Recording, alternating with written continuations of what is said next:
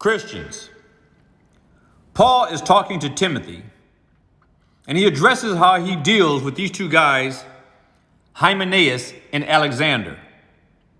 Now, we don't know much about Alexander. Nothing much can be derived about him. But Hymenaeus, we believe he's the guy that is spoken about in another epistle as being one who rejects altogether the resurrection and assumes that the resurrection is strictly and only a spiritual matter, in the sense that it has nothing to do with the body that dies being raised from the dead, but that there's somehow that the resurrection is purely and only a spiritual one, an immaterial event, that it doesn't involve an actual body.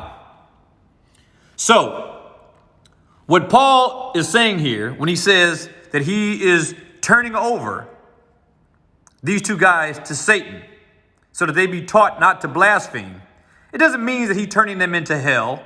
It doesn't mean that he's condemning them forever. What it means is, one, they're being excommunicated from the church, but more importantly, that Paul is turning them over to Satan to be tormented of sorts, so that they are taught not to blaspheme. In other words, subjecting them back to the elements of the world to be purged from their wickedness.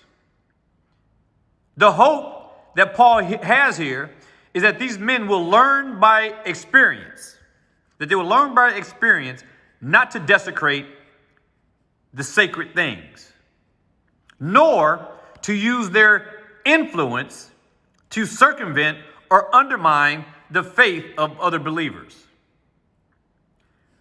Christians, when you are going to tell someone else about biblical truths or convey what you believe are biblically true, things that you believe are the truth, you better make darn sure you are right. You better make really sure you are correct.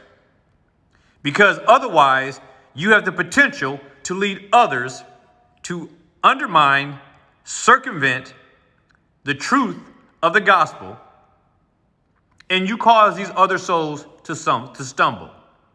Always be open to the possibility that somehow you may have misunderstood. I certainly do that.